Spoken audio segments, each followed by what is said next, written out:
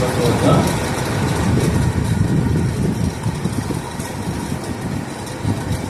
అధ్యాయం.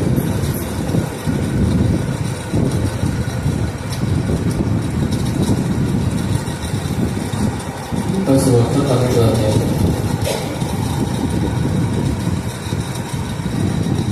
11వ వచనం నుండి.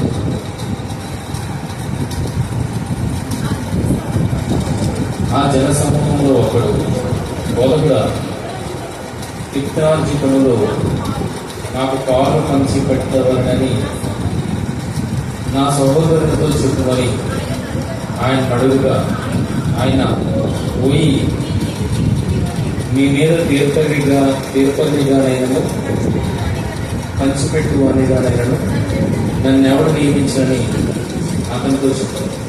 మరియు ఆయన వారితో, ఏ విధమైన లోపములకు ఎడమేయక జాగ్రత్త పడి ఒకరి కలిపి విసిరించుట వాని జీవమునకు మూలం కాదని. అని ఆయన వారితో ఈ ఉపమానము చెప్పారు. ఒక ధనవంతుల భూమి సమృద్ధిగా పండెను. అప్పుడు అతడు, నా పంట సమకూర్చుకున్నటకు నాకు స్థలము చాలదు కనుక నేనేమి చేతునని తనలో తాను ఆలోచించుకొని, నేను ఇలాగ చేతును, నా కొడుకులు విప్పి వాటికంటే గొప్ప వాటిని కట్టించి అందులో నా ధాన్యం అంతటిని, నా ఆస్తిని సమకూర్చుకొని నా ప్రాణముతో, ప్రాణమా, అనేక సంవత్సరములకు విస్తారమైన ఆస్తి నీకు సమకూర్చబడి ఉన్నది. సుఖించుము, తినుము, తాగుము, సంతోషించుమని చెప్పుకుందని అనుకున్నాడు.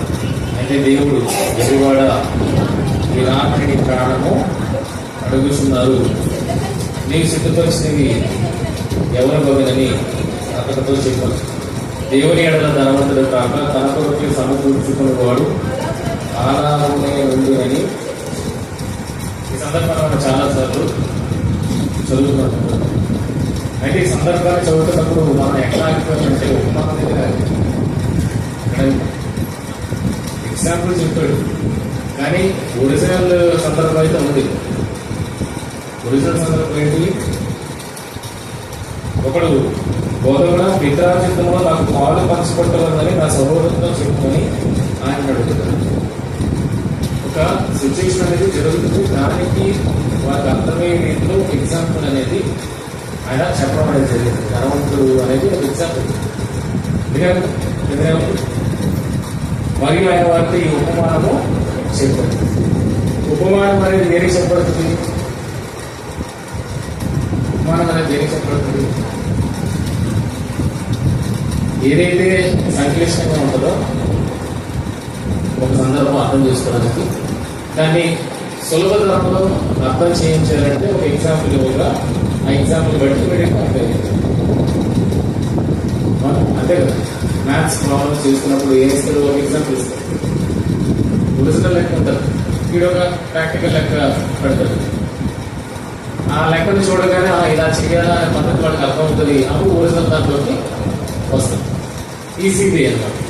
అలాగే ఇక్కడ ఒక సందర్భం ఉన్నది, ఆ సందర్భంలో జరుగుతున్న విషయం అర్థం కావడానికి, అర్థం చేయించడానికి యేసు ప్రభు గారు ఏం చేశారంటే ఒక ఎగ్జాంపుల్ని వివరించడానికి ప్రయత్నం చేశారు.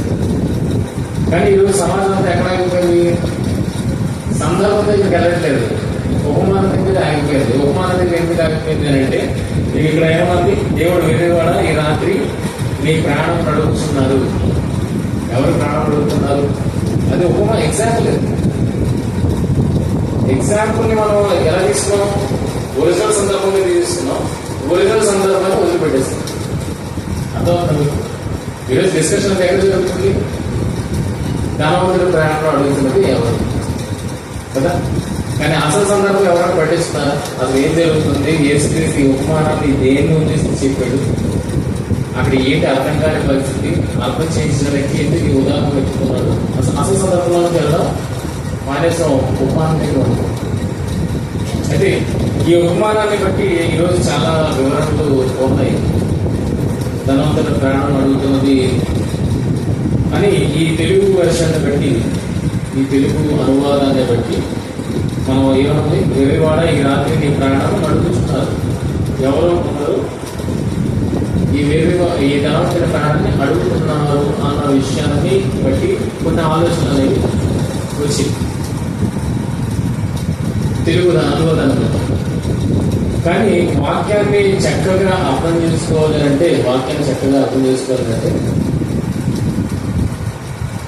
అన్ని లాంగ్వేజెస్లో ఇప్పుడు గ్రీకు నుండే ఏమొచ్చింది, ఇంగ్లీష్ వెర్షన్ వచ్చింది, తెలుగు వెర్షన్ వచ్చింది, మిగిలిన అన్నీ కూడా ఎక్కడ వచ్చి ఆదిమ ఎప్పుడు గ్రీకు నుండే కలిసి వచ్చేది. కనుక మన తెలుగులో స్టాండ్ అయిపోయి దీనికి వివరణ ఇవ్వడానికి ప్రయత్నం చేస్తే కొద్దిగా గందరగోళ పరిస్థితులు అనేవి ఆలంబం. కనుక ఇప్పుడు ఇదే సందర్భంలో ఇంగ్లీష్లో ఏమన్నది ఒకసారి మనం ఆలోచించగలిగితే, ఇంగ్లీష్లో ఏమన్నది ఆలోచించగలిగితే లేదా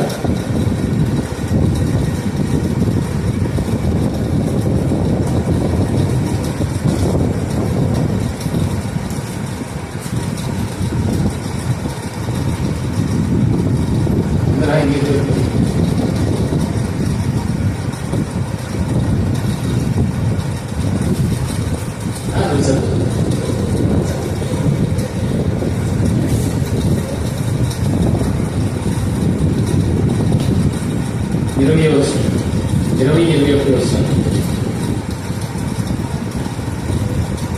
లూకాసు వార్త 12వ అధ్యాయం 20-21.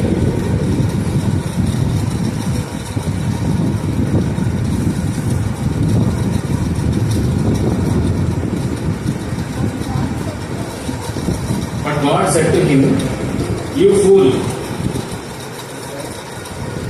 this very night your soul is required of you,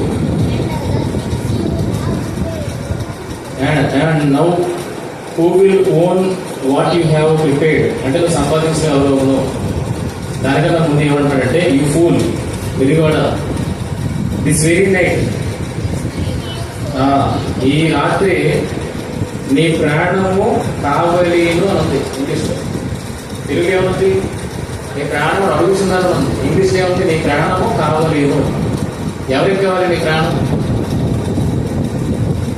అసలు ఇంగ్లీష్ వెర్షన్కి తెలుగు వెర్షన్కి వ్యత్యాసం అంటే, ఒక విషయాన్ని చక్కగా అర్థం చేయించడానికి మనం బైబిల్ ఎలా చదవాలి అంటే, కేవలం మన తెలుగు బైబిల్ అప్పగింపబడింది కనుక ఇదే రైట్ అన్న వేలు మనము వెళ్ళిపోవడం లేదు. మొత్తం అన్ని వెర్షన్స్ అంటే వాళ్ళకి ఎలా అర్థమైంది, ఆది నీకులు గ్రీకు నుండి వాళ్ళకి ఎలా అర్థమైంది, తెలుగు తర్జుమా చేసినప్పుడు వీళ్ళకి ఎలా అర్థమైంది.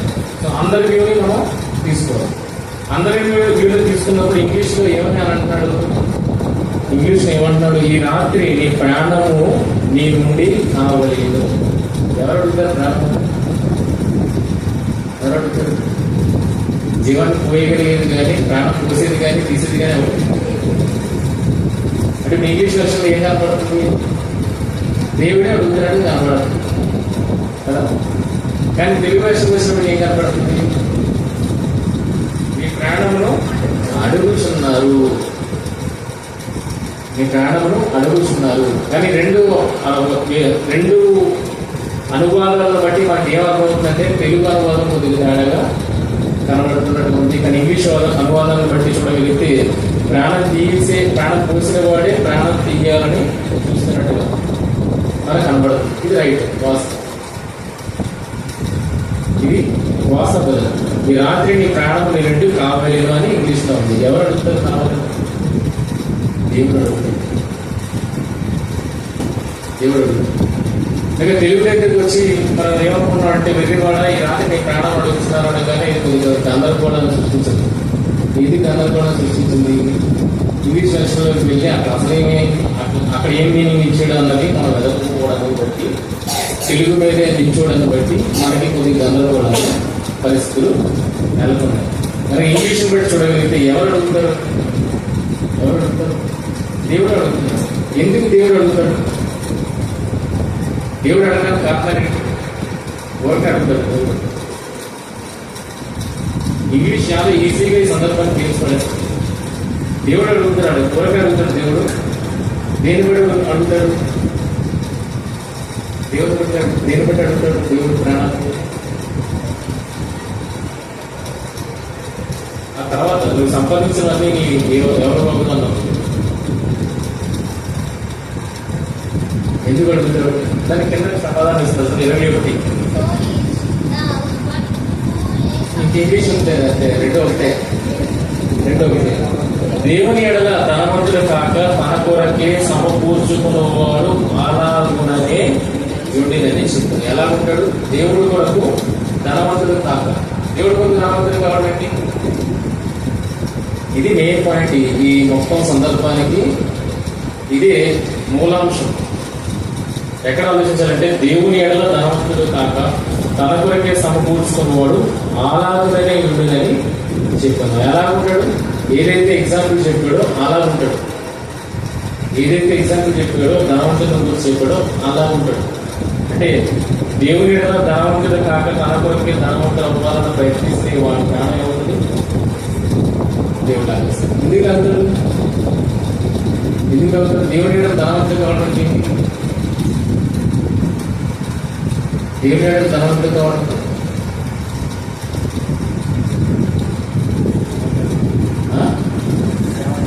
సేవా కార్యక్రమాలు. దేవుని ఎడల ధనవంతులు కావడం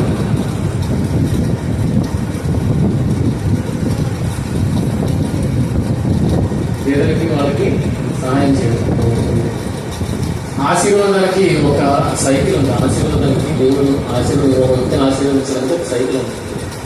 ఏంటో సైకిల్ అని అంటే దేవుడు నేను ఆశీర్వదిస్తాడు సమృద్ధిని. ఆ సమృద్ధిని నీకు ఎందుకు ఇస్తున్నాడు?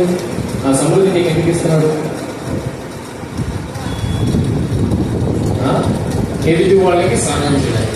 అంటే నీ సమృద్ధిని తీసుకెళ్ళి ఎవరికి ఇవ్వాలి? లేని వారికి నువ్వు సమకూర్చగలిగితే ఆ లేని వాడు ఎవరికి కృతజ్ఞతాస్తుతులు తెలుస్తాడు? దేవునికి తెలిస్తాడు. ఈ సైకిల్ ని మనం బ్రేక్ చేసామనుకోండి, ఈ సైకిల్ ఏమవుతుంది? దేవుడు ఒకరిని ఆశీర్వదిస్తున్నాడు, ఆశీర్వదింపబడిన వాడు లేని వాడిని చూస్తున్నాడు, లేనివాడు దేవుడికి కృతజ్ఞతాస్తుతులు చెల్లిస్తున్నాడు. దేవుడికి ఎప్పుడైతే కృతజ్ఞతాస్తుతులు చెల్లిస్తున్నాడో మళ్ళీ ఈయన ఏం చేస్తాడు? ఇది సైకిల్. ఈ సైకిల్ ఎక్కడ బ్రేక్ అవుతుంది అంటే తన కొరకే కూర్చుకున్నాడు అనుకోండి, వీడు ఏం చేస్తాడు? మొరపెడతాడు. ఎవరు? లేనివాడు దేవుడికి మొరపెడతాడు. నేను నాకు మొరపెట్టడం అంటే ఆల్రెడీ వీడిని ఏం చేశాను? ఆశీర్వదించాను కదా, వీడు నాకు మొరపెట్టడం అని లెక్కల కోసం వస్తాడు. వచ్చినప్పుడు వీడు ఏం చేస్తాడో బెగబట్టి వచ్చాడు. అప్పుడు ఏమవుతుందంటే ఈ సైకిల్ బ్రేక్ అయిపోయింది. ఆశీర్వాదమైన సైకిల్ బ్రేక్ అయిపోయింది. ఎవరి వల్ల? ఈ ధనవంతుల వల్ల. కనుక ఈ ధనవంతుడిని తీసేయాలనుకుంటుంది. ఇది దేవుని ఎడల ధనవంతుడు కావడం అంటే యోసేపు గారిని మనం చూడగలిగితే చివరి అధ్యాయం అనుకుంటా, యోసేపు చనిపోయే ముందు, యాకోబు చనిపోయిన తర్వాత యోసేపు గారు మాట్లాడుతున్న మాట ఒకటి చూడగలిగితే,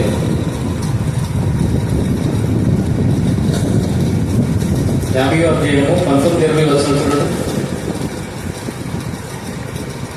50వ అధ్యాయము 19-20 వచనం. వాళ్ళ అన్నదమ్ములు, యోసేపు అన్నదమ్ములు, నా తండ్రి చనిపోయాడు కనుక ఇంకా మన మీద పగబట్టి మనల్ని చంపుతాడేమో అని సహోదరులు ఆలోచన చేసుకుంటున్నప్పుడు యోసేపు వారికి భరోసా ఇస్తాడు. ఏంటంటే భయపడబడి, నేను దేవుని స్థానం ఉన్నానా?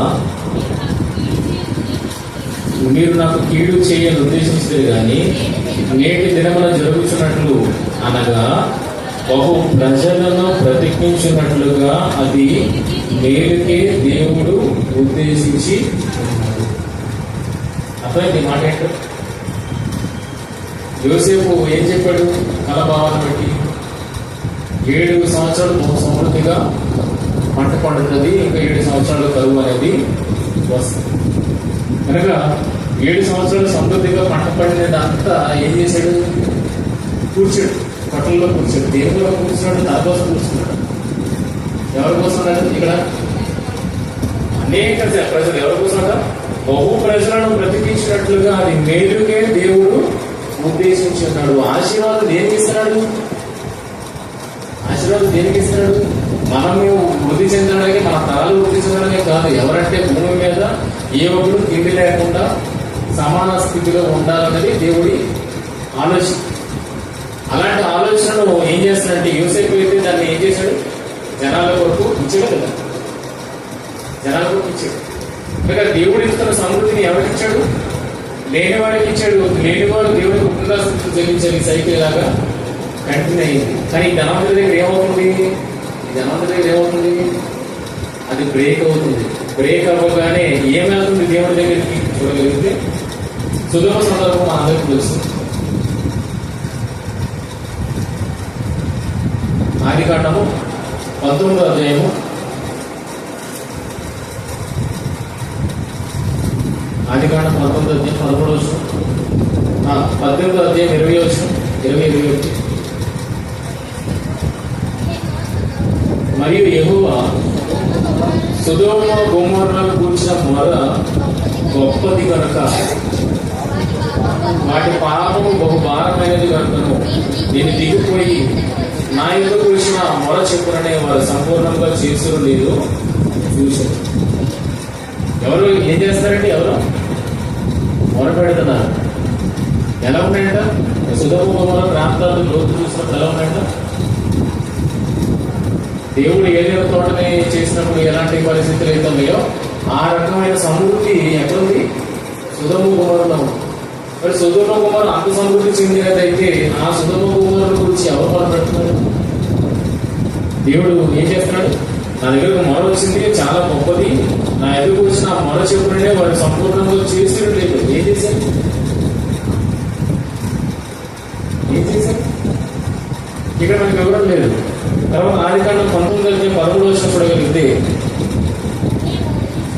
మేము ఈ చోటు నాశనం చేయవచ్చింది, వారిని కూర్చిన మొర యెహోవా సన్నిధిలో గొప్పదైనను కనుక దాన్ని నాశనము చేయుటకు యెహోవా మమ్మల్ని పంపినని.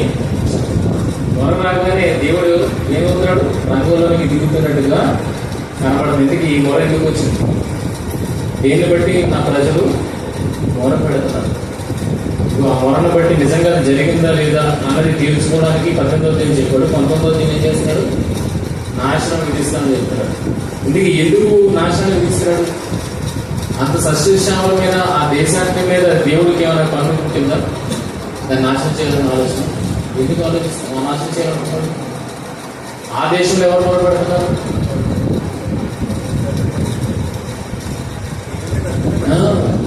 హెచ్కేల్. ఇక్కడ మనకి ఒక సందర్భం నుండి ఈ సందర్భాన్ని అర్థం చేసిన ప్రయత్నం చేస్తాం. హెచ్కేల్ 16:49 చూస్తుంటే హెచ్కేల్ 16:49 చూస్తున్నాం. హెచ్కేల్ 16:49 నీ చెల్లెలైన సుగమ చేసిన దోషమనగా దానికి దాని కుమార్తెలకు కలిగిన గర్వమును ఆహార సమృద్ధియు నిర్విచారమైన సుఖస్థితియు నమ్మదియే. అది దీనులకు దరిద్రులకు సహాయము చేయకుండదు. దాని సమృద్ధి ఎవరికి చేరట్లేదు? ఎవరు నెగ్లెక్ట్ చేస్తుంది? దీనులను దరిద్రులను అది నెగ్లెక్ట్ చేస్తుంది. అలాంటి వాళ్ళు ఎవరికి మాట్లాడతారు? దేవుడికి మాట్లాడతారు. ఇంత ఇచ్చేవి కదయ్యా, ఆ మాత్రం ఆ సమృద్ధిలో అంటే మాకు ఆ ఆకలి తెలుసులేవా? ఆయన దేవుడికి మొరపడ. దేవుడికి యాక్చువల్గా ఏం చెల్లించాలి? కృతజ్ఞతాస్తుతులు రివర్స్ వెళ్ళాలి. కానీ ఏమవుతుంది? మొర వెళ్తుంది. మొర ఎందుకు వెళ్తుంది? పట్టించుకున్నాడు ఇక్కడ లేడు. ఆశీర్వదిస్తాడు కానీ వాడు పట్టించుకునే స్థితి అక్కడ లేదు కనుక వాడిని ఏం చేయాలనుకున్నాడు? నాశనము చేయాలని. ఒక ధనవంతుడి ప్రాణము దేవుడు ఎందుకు కోరుతున్నాడు? తనకి ఆస్తిని సమకూర్చుకోవాలని తన ప్రాణంలో చెప్పుకుంటున్నాడు. బహు ఏమైంది? విస్తారమైన ఆస్తి నీకు సమకూర్చబడి ఉన్నది, స్తుతించుము, తినుము, తాగుము, సంతోషించమని చెప్పుకుందు అనుకుంటా. దేవుడు వెలువడానికి నీ ప్రాణం అడుగుతున్నాను. మీరు సిద్ధపరిచిన ఎవరు తన కొడుకు తాను కూర్చుకుంటున్నాడు కనుక దేవుడికి అది నచ్చేది కాదు.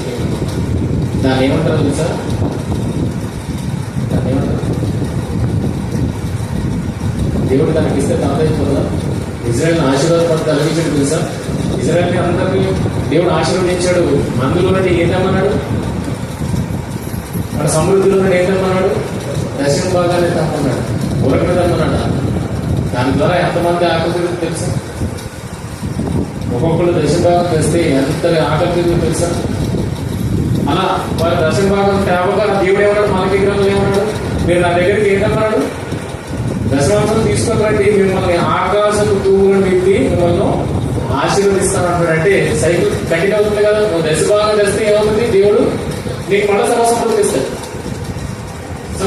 అందులో మళ్ళీ ఏం చేస్తావు, మళ్ళీ దశమాంశం ఇస్తావు, మళ్ళీ దేవుడికి కొడుకుదాసులు జీవితే మళ్ళీ దేవుడు ఆశీర్వదిస్తాడు. కానీ ఈ సైకిల్ ఎవరు బ్రేక్ చేశారు, ఇశ్రాయేలీయులు బ్రేక్ చేసేది కనుక వాళ్ళు పట్టించుకోలేదు కనుక ఏజ్కెళ్ళి మాట రాయబడి. నువ్వు కూడా ఎంత ప్రవర్తిస్తున్నట్టే నీ సుధుమ కుమారులు అలాగైతే ప్రవర్తించు, అలాగే మీరు కూడా ప్రవర్తిస్తున్నారు అన్నమాట మనకు కనపడదు.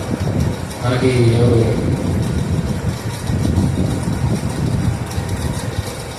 రూటు భక్త పేరు బోయేసు ఎంత కనికరం కలిగిన వాడు మనకి అర్థమవుతుంది.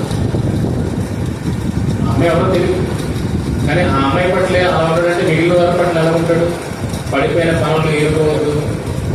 దేవుడు చెప్పిన వాక్యలు అసలు మొత్తం ఊడిచేవద్దు, నువ్వు పనులు పడిపోయిన పెట్టగానే ఉంచు.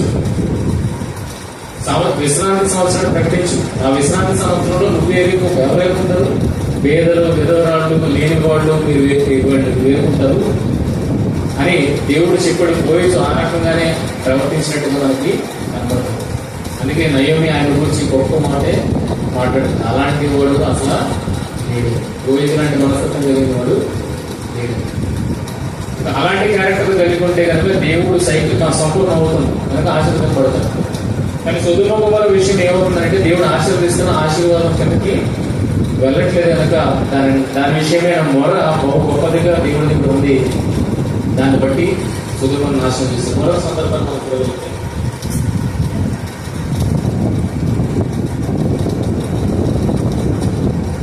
నిర్గమకాండం 2వ అధ్యాయం 23వ వచనం. అలా కూడా అనేక దినములు జరిగిన మీదట ఐగుప్తులను చనిపోయిన ఇశ్రాయేలు తాము చేయుచున్న వెట్టి పనులను బట్టి నిట్టూర్పులు విడిచుచు మొరపెట్టుచుండగా తమ వెట్టి పనులను బట్టి వారు పెట్టిన మొర దేవుని వద్దకు చేరు. ఎవరు మొరపెడతారండి? ఐగుప్తు దేశంలో ఎంతోమంది యోసేపు వచ్చిన తర్వాత ఐగుప్తు చాలా సమృద్ధి కలిగిన దేశంగా మారిపోయింది. మరి అలాంటి అంత సమృద్ధి కలిగిన దేశంగా మారిపోయిన దాంట్లో ఇజ్రాయేల్ ఎలా ఉన్నారు? బానిసలుగా మార్చేశారు. ఎంతగా వారు నిట్టూర్పులు విడుస్తున్నారంటే వారు పెట్టిన మొర దేవుని యొద్దకు చేరింది. అంటే ఎవరో వీళ్ళని బాధపరుస్తుంటే ఆ బాధకు వీళ్ళు తట్టుకోలేక వీళ్ళు ఎవరికి మొరపెడుతున్నారు? దేవునికి మొరపెడుతున్నారు. నిర్గమకాండం 3:7 3వ అధ్యాయం వచనం.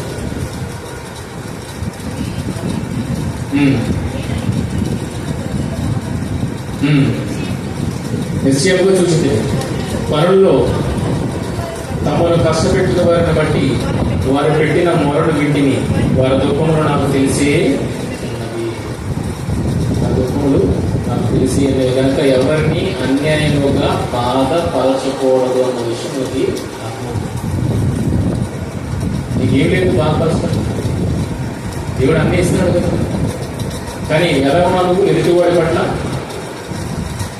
స్వార్థ బుద్ధితో ఉన్నావు అన్న విషయం కనబడుతుంది. మరి ఇజ్రాయేల్ పట్ల ఐగుప్తులు అలాగే కపట బుద్ధిని ప్రదర్శించారు. వాళ్ళు ఏదో ఒక రకంగా అణచాలని, అలా అణచాలన్నప్పుడు వాడు దేవుడికి మొదలుపెట్టినప్పుడు దేవుడు నిజంగా విన్నాడు అన్న మాట మాట్లాడాడు. తర్వాత నిర్గమకాండం 3వ అధ్యాయం 9వ వచనం. ఇజ్రాయేల్ మొర నిజముగా నాతోకి చేరినది, ఐగుప్తులు వారు పెట్టిన హింసను సూచించింది. నాకేం జరిగింది? ఐగుప్తుల మీద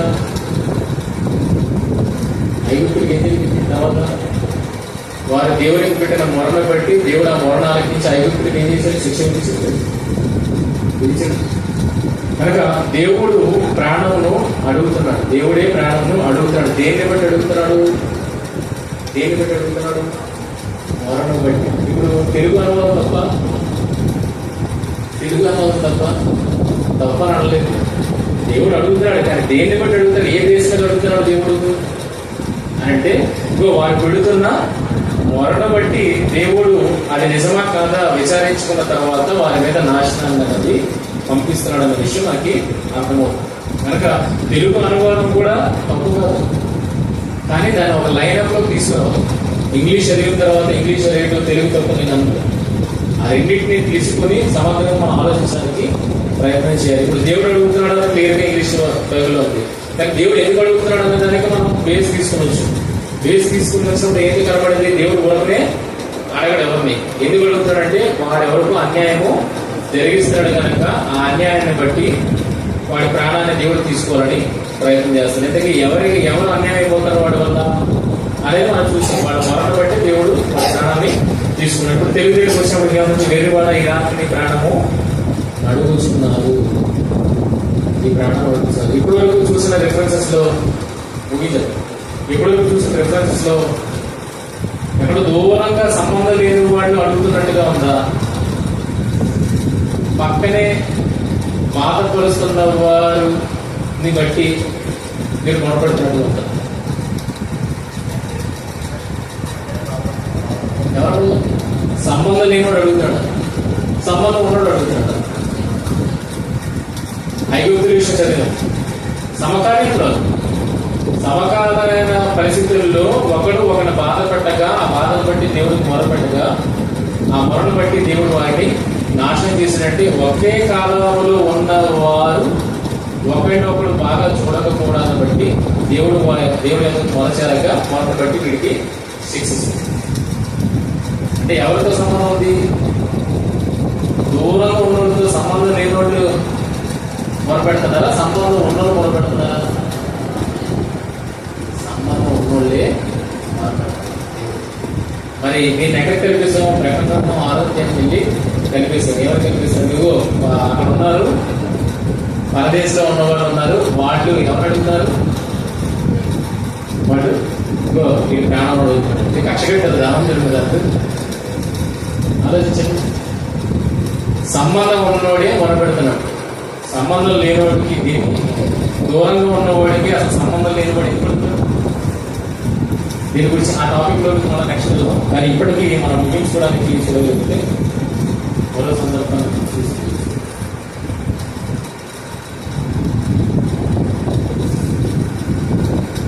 ద్వితీయోపదేశకాండము ఇది బాగుంటుంది. నిర్గమకాండం 22వ అధ్యాయం 21వ వచనం నుండి 24వ వచనం దీన్ని చదువుకోవచ్చు. నిర్గమకాండము 22వ అధ్యాయము 21 నుండి 24వ వచనాలు. పరదేశిని విసికింపవద్దు, బాధింపవద్దు. మీరు ఐగుప్తు దేశంలో పరదేశులు తిరగదా? విధవరాలను దిక్కులేని పిల్లలను బాధ పెట్టకూడదు. వారి నీ చేత ఏ విధముగానైనా బాధ ఉంది నాకు మొదలుపెట్టి నేడు అటువంటి కలెక్షన్స్ ఉంటుంది. దేవుడు ఊరికనే అన్యాయంగా ఒక ప్రాణాన్ని తీసుకుంటున్నాడంటే వాడు ఎదుటి వారి పట్ల అన్యాయముగా వ్యవహరిస్తున్నాడు అన్న విషయాన్ని అర్థం చేసుకోవాలి. ఇక్కడ క్లియర్గా చూడండి ఏముంది? నీ చేత ఏ విధముగానైనా బాధ నుండి నాకు మొరపెట్టిన ఎడల నేను నిశ్చయముగా వారిని మొరడు దిద్దును, నా కోపాన్ని రగులుకొని మిమ్మల్ని కత్తి చేత చంపుతాను. నీ భార్య విధవరాటరుగుదురు, నీ పిల్లలు దిక్కులేని వారు అవుతురు. నువ్వు వాళ్ళని పట్టించుకోలేదనుకో నీ కుటుంబం ఏమవుతుంది? చెప్తున్నాడు వాళ్ళలాగే అవుతుంది, వాళ్ళలాగే అవుతుంది. కనుక దేవుడు ఎంత కోపంతో విషయాన్ని చెప్తున్నాడంటే, ఇదిగో అస్సలు వారి విషయంలో ఏ విధంగా వారిని బాధ నుండి నాకు మొరపెట్టినంటే బాధింపవద్దు అన్న విషయాన్ని చెబుతున్నట్టు. ఇంకొక వచనాన్ని మనం చదువుతున్నాం. ద్వితీయోపదేశకాండం 24వ అధ్యాయం 14-15 వచనాలు. ద్వితీయోపదేశకాండం 24-14-15 వచనాలు. నీ సహోదరులనేమి, నీ దేశమందరి, నీ గ్రామంలో ఉన్న నీ పరదేశులనేమి దీన దరిద్రుడైన కూలి వారిని బాధింపకూడదు. ఏనాటి కూలి ఆనాడు ఇయ్యవలను, సూర్యుడు అస్తమింపక మునుపు వానికి ఇయ్యవలను. వాడు పేదవాడు కనుక దాని మీద ఆశ పెట్టుకొని ఉండును. వాడు నిన్ను బట్టి యెహోవాకు మొరపెట్టినేమో అది నీకు పాపము అవ్వను. పాపం ఆలోచించారు. దేవుడు ఊరనే శిక్ష విధిస్తాడా? లేదు. వాడు చేసిన కార్యాలను బట్టి దేవుడు వాడికి శిక్ష విధిస్తున్నాడు. అన్న విషయం మనకి ఇక్కడ క్లియర్ గా అర్థమైంది. కనుక ఎవరో దేవుడికి మొదలుపెట్టట్లేదు, ఎవరో ప్రాణాన్ని అడగట్లేదు. ఎవరు అడుగుతున్నారు? కనెక్షన్ ఉన్నవాడే వాడి ప్రాణాన్ని అడుగుతున్నప్పుడు ఈ ధనవంతుడు పంట ఆస్తి గొప్పగా సమకూర్చారు కదా. ఎలా సమకూరింది? గవర్నమెంట్ సమకూరింది. ఇక్కడ చదువుతున్నప్పుడు పనివారిని బట్టి కనుక నీకు ఎంత సమృద్ధి పండింది అన్నప్పుడు ఎవరి వల్ల ఆ పంటంతా పండించగలిగాడు? కూలివారిని బట్టి కదా. మరి అలాంటిది ఆ కూలివారిని చూస్తున్నాడు అని అంటే వీడికి అలాంటి బుద్ధి లేదు అన్న విషయము ఈ కింద మాటను బట్టి అతను దేవుని ఎడల ధనవంతుడు కాదు. చెప్పాను, దేవుడి యొక్క ధనవంతుడుగా అవడం అంటే ఏంటి? నీకున్న సమృద్ధిలో ఏం చేయాలి? పాలు పంచేవాడుగా నువ్వు ఉండాలి. అలా పంచినప్పుడు దేవుడు నీ మీద కోపగిస్తాడు అన్న విషయము మనకి అర్థమవుతుంది. అయితే ఈ ధనవంతుడు ఎలాంటి క్యారెక్టర్ కలిగిన వాడు? 15వ వచనం ఒరిజినల్ సందర్భంలో ఏమంటుంది చూడండి. మరి ఆయన వాడితో మీరు ఏ విధమైన లోపమునకు, లోపం ఏంటి? లోపం అన్న పదాలను వదిలేసాం, మిగిలినంతా ఆలోచిస్తాం. లోపం అంటే ఏంటి? ధనాపేక్ష. ఆ ధనాపేక్ష కలిగిన వాడు ఎలా ఆలోచిస్తారంటే నీది నాదే కాదు, నీది నాది ఆడి ఎప్పుడు ఎవడు. కానీ నువ్వు ఏదైనా ఇచ్చావనుకో, నీ డబ్బులు ఎవరు ఇచ్చావనుకో, తర్వాత ఆడికి ఇవ్వాలన్న మనసు అది నీదే ఇవ్వాలి. కానీ ఆ మనస్తత్వం కలిగిన వాడికి ఏమనిపిస్తుందంటే ఇక ఇది నాది అన్నట్టుగా ఫీల్ అయిపోతాడు. తనదైనది ఎవరికి పడ్డాడు, తనది కానిది కూడా ఎవరికి ఇవ్వడు. నీ డబ్బులు ఇచ్చారు, ఇలాంటి వాళ్ళకి ఇచ్చారు, మళ్ళీ రిటర్న్ తనది ఏదో డబ్బులు ఇచ్చేస్తున్నట్టుగా ఫీల్ అవుతారు. అలాంటి లోపత్వం అనేది, లోపత్వము అన్న ధనాపేక్ష అన్నది ఒకసారి రిఫరెన్స్ చూడగలిగింది.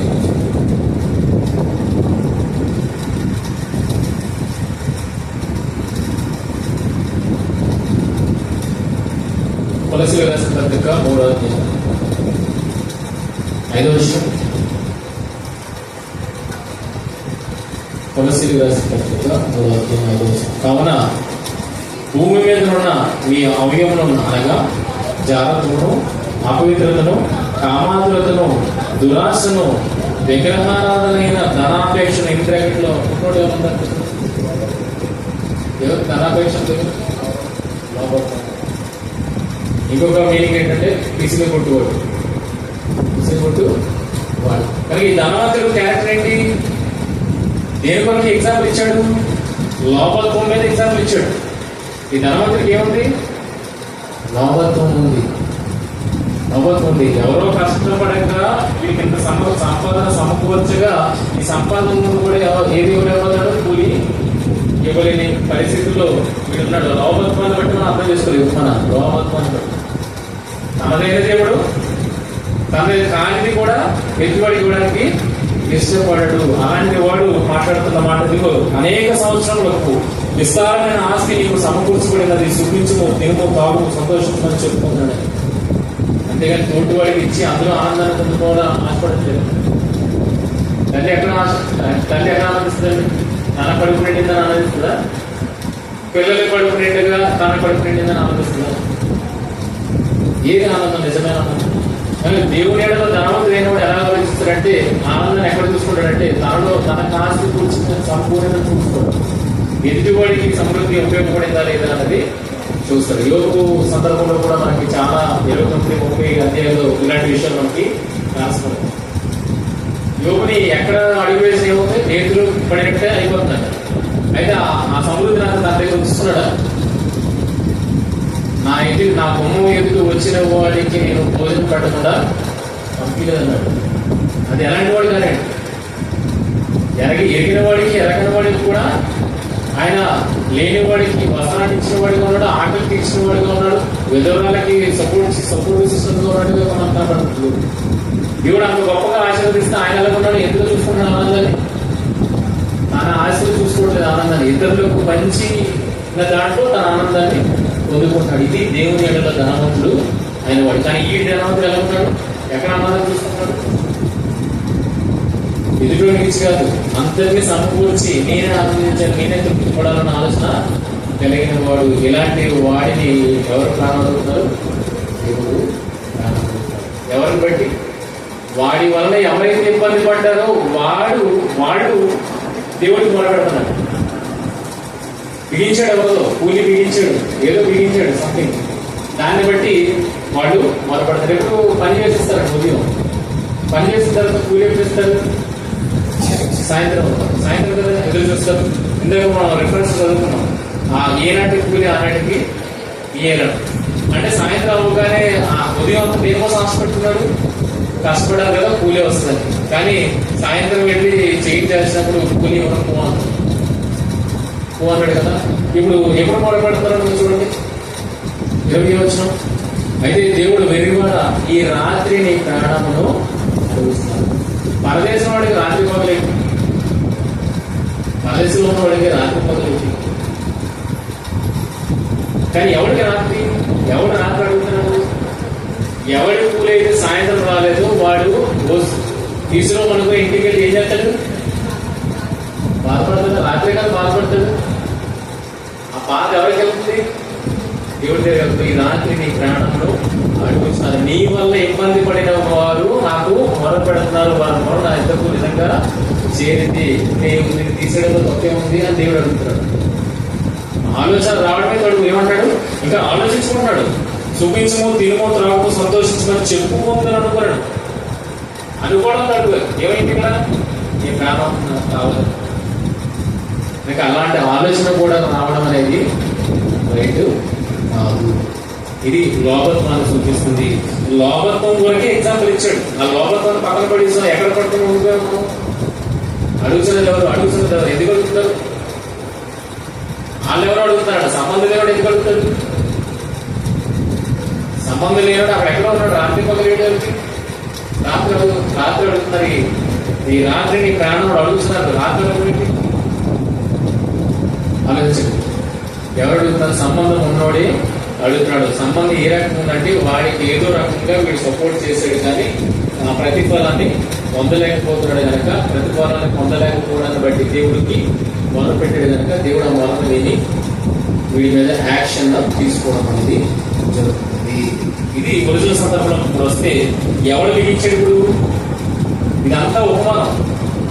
ఈ ఉపమానం ఎందుకు చెప్పాడు? ఒరిజినల్ సందర్భం అంటే అర్థం కావడానికి. కనుక ఇక్కడ బోధకుడు పిత్రాచిత్తంలో నాకు పాలు పంచి పెట్టవాలనే నా సహోదరుడితో చెప్పుమని ఆయనను అడుగుతా. అంటే పిత్రాచిత్తాన్ని బట్టి ఏమవ్వాలి? పాలు పంచాలా ఉందా? సహోదరులు అన్నదమ్ములు ఉన్నారనుకోండి, అన్నదమ్ములను బట్టి ఏమవుతుంది? తల్లిదండ్రులు సంపాదించిన ఆస్తి చిరు భాగాలుగా, సమాన భాగాలుగా విడగొడతాడు. కానీ ఇక్కడ ఏం చేస్తాడు? బోధకుడు పిత్రాచిత్తంలో నాకు పాలు పంచి పెట్టవాలని నా సహోదరుడితో చెప్తాను. ప్రజాదరణ పొందిన వాడు ప్రభువైన యేసు క్రీస్తు. అప్పుడు జనసమూహం ఆయన ఏం చేస్తారు? వెంబడిస్తారు. ఎవరి దగ్గరికి మనం తీసుకున్నాం? నువ్వు వివాదాన్ని పరిష్కరించడానికి నా సహోదరుడు ఈయన మాట వింటాడు అన్న వాళ్ళ దగ్గరికే వివాదం తీసుకున్నారు. ఇప్పుడు యేసుకి ఎంత గొప్పవాడు అంటే ఆయన చుట్టూ ఏముంది? జనసమూహం ఉంది. అంటే ఆయన ప్రజాదరణ కలిగిన వాడు, ఆయన గొప్పవాడు. ఇలాంటి గొప్పవాడి దగ్గరికి నేను నా ఫిర్యాదు తీసుకుని వెళ్తే ఇమీడియట్ గా సాల్వ్ అయిపోతే నా తమ్ముడు, నా సహోదరుడు కూడా వింటాడని చెప్పి ఏం చేశాడు? ఈ ఫిర్యాదుని తీసుకుని వెళ్ళాడు. ఒక బోధకుడు పిత్రాచిత్తంలో నాకు పాలు పంచి పెట్టవాలని నా సహోదరుడితో చెప్పుమని ఆయన అడుగుగా. ఎందుకు తీసుకెళ్ళాడు విషయం అంటే సహోదరుడు ఏం చేశాడు? బిగించాడు ఇవ్వకుండా. అంటే ఏం కలిగి ఉన్నాడు? సహోదరుడికి ఏముంది? లోభత్వం అనే దూరము ఉంది. తనదేంటి తన దగ్గర ఉంది, దానికి కూడా ఇవ్వడానికి ఇష్టపడట్లేదు. అంటే లోభత్వం అనేది ఆ సహోదరులకు ఉంది. అందుకనే ఇక్కడ ఏమంటాడంటే, పోయి మీ మీద తీర్పరిగానైనా పంచిపెట్టుకున్నా నన్ను ఎవరు నియమించండి అనుకో చెప్పాను. ఇలాంటి సమస్యలు తీర్చడానికి ప్రభుత్వం ఇలాంటి సివిల్ కేసెస్ తీర్చడానికి కోర్టులు ఉన్నాయి, పోలీస్ స్టేషన్ ఉన్నాయి. నేను అందుకే పడలేదు, నా దగ్గర రావడం ఏంటి అని చెబుతూనే ఏమంటే సమాధానం అనేది ఇస్తున్నాడు. ఇద్దరికి అర్థమయ్యేట్టుగా సమాధానం ఇస్తున్నాడు. నువ్వెందుకు ఆస్తి కోరుకున్నావు నాకు తెలియదు. దేవుడు ఏమంటాడు? నిశ్చిస్తాడు, అన్నింటినీ విడిచిపెట్టి నన్ను వెంబడించాను. నన్ను వెంబడిస్తున్నాడు. నువ్వు నీ ఆస్తిని ఎందుకు కోరుకున్నావు నాకు తెలియదు. అలాగే నీ సహోదరుడు వెలువబట్టాలనే విషయం చెబుతున్నావు. అలాగే ఇద్దరికి సరిపడినట్టుగా సమాధానాన్ని ఇక్కడ ఇస్తున్నాడు. మరియు ఆయన వారితో మీరు ఏ విధమైన లోపమునకు ఎడమేయక జాగ్రత్త పడు. ఇక నన్ను గమనించేవారుగా ఉన్నారు. నా సోదరుడు చెప్పు అంటే సోదరుడు కూడా ఎవరున్నారు? మీకు అర్థమవుతుంది, జనసమూహంగా ఉన్నాడు. అందుకే కనపడగానే వేసి కనపడగానే ఇమీడియట్ గా వివాదాన్ని తీసుకెళ్ళిపోయాడు. ఇప్పుడే ఉన్నాడు నా సోదరుడు మాట్లాడి వివాదాన్ని పరిష్కరించాడంటే వీళ్ళు ఎవరు వెంబడిస్తున్న వారు ఉన్నారు? యేసుని వెంబడిస్తున్న వారుగా ఉంటూ ఎలాంటి లక్షణాలు కలిగి ఉన్నారు? లోభత్వం అనే లక్షణాన్ని కలిగి ఉన్నారు. కనుక ఏ విధమైన లోభమునకు ఎడమీయక జాగ్రత్త పడి ఒకని కలిమి విస్తరించడం అనే జీవమునకు మూలము బెల్లమంటుగా ఏకలవాదన. దాన్ని ఎక్కడ కనెక్ట్ చేస్తాం తెలుసా? ధనవంతుడి దగ్గరికి ధనవంతుడి కంటే స్నేహితులు ఎక్కువ, ధనవంతుడికి స్నేహితులు ఎక్కువ. కనుక అది ఒకరోజు ఏం చేస్తుంది? ఆ కలిమి నేను ఏం చేస్తుంది? నీ జీవానికి ప్రమాదం తీసుకుని వస్తుంది. అదే ఇక్కడ ఒకని కలిమి విస్తరించడం మన జీవనకు మూలము కాదనను వాళ్ళను. చాలా కేసులు మనం చూసాం, వాడు ధనవంతుడని చెప్పి వాడి ప్రాణాన్ని తీసిన సందర్భాలలో ఉన్నాయి. ఆస్తిని కూర్చుకోవడం విషయం. కనుక కలిమి విస్తరించిందని ఆనందపడే కన్నా ఆ కలిమి ఏం చేస్తుందంటే నీ జీవానికి మూలమే కాదు, కనుక దాని వెంబడి మీరు పడకు అన్న విషయాన్ని యేసుక్రీస్తు వారు చెబుతూ ఈ ఉపమానాన్ని అతనించారు. కనుక వాళ్ళిద్దరిలో ఏముంది? యేసుని వెంబడిస్తున్న వాళ్ళు ఏముంది? లోపత్వం అనేది ఉంది. ఈయన ఎందుకు అడుగుతాడో తెలియదు, సరే దేవుడికి ఇద్దామన్న ఆలోచనతో అడుగుతాడో నాకు తెలియదు. కానీ అటుపక్క ఆయన ఆల్రెడీ ఏమైంది? పంచిపెట్టమన్న వివాదాన్ని తీసుకొని వెళ్ళాడంటే ఆల్రెడీ బిగించడం అన్న విషయం మనకు అర్థమవుతుంది. ఆల్రెడీ ఒక కేసు ఉంది, లోపత్వం అనేది ఉంది. కనుక ఆ విషయాన్ని, ఆ లక్ష్యాన్ని పోగొట్టడానికి యేసుక్రీస్తు వారు ఏం చెప్పారు? మీరు ఏ విధమైన లోపమునకు ఎడమేయక జాగ్రత్త పడి ఒకరి కలిమి విస్తరించుట వారి జీవనకు మూలము కాదనను మరియు ఆయన వారితో ఈ ఉపమానము చెప్పుకున్నాను. ఎగ్జాంపుల్ ఎందుకు చెప్పాడు? మీ సందర్భంలో మీరు చేస్తున్నది వారికి అర్థం చేయించడానికి. దేవుని ఎదుట ధనవంతుడు కాక అంటే ఆస్తిపడికి ఏమన్నాడు యేసుక్రీస్తు? నీ ఆస్తిని అమ్మి పేదలకి. దేవుడి ఎడల ధనవంతుడిగా అప్పుడు నీకు పరలోకమందు ధనము కలుగును. దేవుని ఎడల ధనవంతుడు అయ్యేవాడు ఏం చేయాలి? ఆస్తిపరుడు అయితే వాడి ఆస్తిని భూమి మీద పేదలకి ఇచ్చేయాలి. అప్పుడు పరలోకమందు నీకు ధనము కలుగును. ఒక దేవుని ఎడల ధనవంతుడు అయ్యేవాడు పరలోకమందు ధనం కొరకు వేగిర పడుతుంది, కానీ భూమి మీద సంపాదన కొరకు వేగిర పడదు. కనుక మీ విషయంలో నాకేం కనపడుతుంటే మీలో ఏం కనపడదు? లోపత్వము కనపడుతుంది. దాన్ని దూరం చేసుకోండి, లేకపోతే అది మీ జీవాన్ని హరించేస్తుంది అని ఒక ఎగ్జాంపుల్ చెప్పి ఆ ఎగ్జాంపుల్లో ధనవంతుడు ప్రాణవంతుడు ఇలా అడుగుతున్నారని చెప్పడం అనేది జరిగింది. కానీ మనం ఏమో చేస్తాం? ఒరిజినల్ సందర్భాన్ని అంతా పక్కన పెట్టేస్తాం, ఎగ్జాంపుల్ పట్టుకొని అక్కడే కలబడతాం. ఒరిజినల్ సిచ్యువేషన్ ఎందుకు ఇవ్వమని చెప్పడం జరిగిందంటే లోపత్వం అనే దానికి అవకాశము ఇవ్వద్దు. అవకాశమే ఇవ్వద్దు అన్న గొప్ప సూత్రాన్ని చెప్పడానికి యేసుక్రీస్తు వారు దీనంతటినీ మనకి చూపించారు. సంబంధం లేని ఎవరు అడగట్లేదు. సంబంధం ఉన్నవాడి బాధింపబడుతున్నవాడే, ఒకటి చేత బాధింపబడుతున్నవాడు దేవునికి మొరపెట్టక వారిని బాధిస్తున్న వాడిని దేవుడు నశింపు చేస్తున్నట్టుగా ఇదంతా ఎక్కడ జరుగుతుంది? ఏదో సంబంధం కలిగింది భూమి మీద ఉన్న వాళ్ళతో సమకాలీకుల మధ్య జరుగుతున్న సందర్భం జరిగితే వీటికి కనెక్షన్, ఏ మాత్రం కనెక్షన్ లేని వారు దీంతో సంబంధం కలిగి లేదు. కనుక ఈ రకంగా ఈ సందర్భాన్ని అర్థం చేసుకునే ప్రయత్నం చేయాలి. మనందరినీ ఎలా ఉండమంటాడంటే లోపత్వమునకు ఎడమీక జాగ్రత్త పడడం చెబుతూనే దేవుని ఎడల ధనవంతుడు కాక తన కొరకే సమకూర్చువాడు అలాగునే ఉండదని చెప్పాను. ఒక ధనవంతుడు ప్రాణం దేవుడు అడిగేస్తున్నాడు. ఎందుకు అడుగుతున్నాడు? అతడు దేవుని ఎడల ధనవంతుడు కాడు. కనుక మీలో అలాంటివి ఎవరైనా ఉన్నాయనుకో మిమ్మల్ని కూడా ఎలా కూరుస్తున్నాడు? ఆ ధనవంతుడితో పాటు కూరుస్తున్నాడు. కనుక అటువంటి లక్షణాలు మనలో ఉండకూడదు. మన ఏమవుతుందంటే దేవుని ఎడల ధనవంతులుగా ఎవరిలో ఆనందించాలి? మనకు సంపద సమకూరిన ఆనందించడం కాదు, మన సమృద్ధి తోటి వారికి ఉపయోగపడింది అందులో మనం ఆనందించే వారంగా మనం ఉండాలి. తద్వారా దేవునికి వారు ఏం చేస్తారు? టాస్కులు చెల్లిస్తారు. ఈ సైకిల్ కంటిన్యూ కొనసాగుతూనే అని ఒక్కసారి మీరు బిగించారనుకోండి, సైకిల్ బ్రేక్ అయిపోతుంది. ఒక్కసారి మీరు బిగిస్తే ఏమవుతుంది? సైకిల్ బ్రేక్ అయిపోతుంది. దేవుడు మిమ్మల్ని తీసుకుని వెళ్ళిపోతుంది. మరి ఈ సైకిల్ కొనసాగాలి అంటే, మీరు ఆశీర్వదింపడాలి, సర్వసంపత్తి మీకు కలగాలంటే ఈ చైన్ని మీరు ఫాలో అవుతారు. దేవుడు ఇజ్రాయెల్ ఆ రకంగానే ఆశీర్వదించాడు. వాళ్ళ అసంభాగం తేవడం, వాళ్ళు ఆ దశంభాగాన్ని బట్టి దేవుడు కృతజ్ఞతలు చెల్లించడం, మళ్ళా దేవుడు వీళ్ళని ఆశీర్వదించడం. ఈ సైకిల్ కొనసాగుతూనే ఉంటుంది. ఆ రకంగా ఇజ్రాయెల్ ఆశీర్వదింపడతారు. ఎప్పుడైతే బ్రేక్ అయిందో ఏం చేశాడు? ఆ దేశాన్ని అవగొచ్చినప్పుడు తెలుసా? ఎప్పుడైతే బ్రేక్ అయిందో ఇజ్రాయెల్ దేశాన్ని అవగొచ్చినప్పుడు దీనులకు దరిద్రులకు ఆ దేశాన్ని అర్థం చేశాడు. మిగిలిన రాజవంశీకులందరినీ ఎక్కడ తీసుకెళ్ళిపోయాడు? చెరలోకి తీసుకెళ్ళిపోయాడు.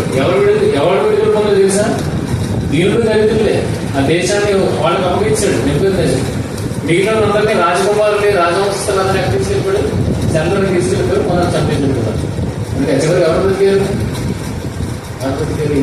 దీనులు దరిద్రులు మాత్రమే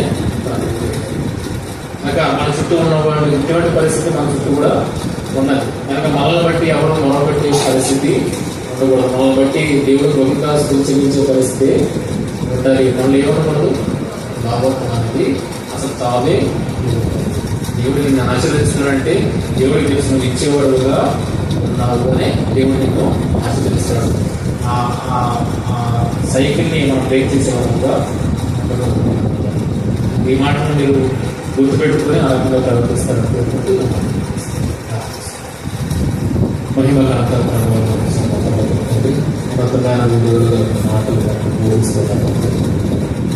ప్రభు అయిన యేసు ఐశ్వర్యవంతుడు తండ్రి దేవ, అది మమ్మల్ని దరిద్రులను అన్న మమ్మల్ని ధనవంతులు చేయడం కొరకు ఆయన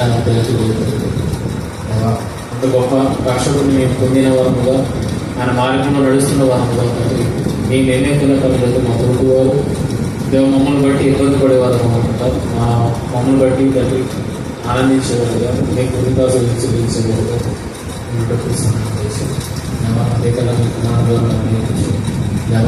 మీరైతే నేర్పించారో అది మేము అనుసరించి పాటించే వారంలో చేసాము.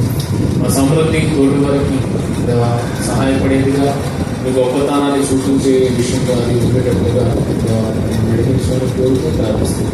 ఇప్పుడు మమ్మల్ని చేపట్టిన అందరి బట్టి ఇప్పుడు ముందు కూడా ఆయుష్ కలిగి సేవలు ధరించే భాగ్యాన్ని మా దగ్గర తెలిసినప్పుడు మా రక్త ప్రభావం మీకు ఆరోపిస్తూ ప్రభుత్వ శాశ్వత ఈ ప్రార్థన అడిగి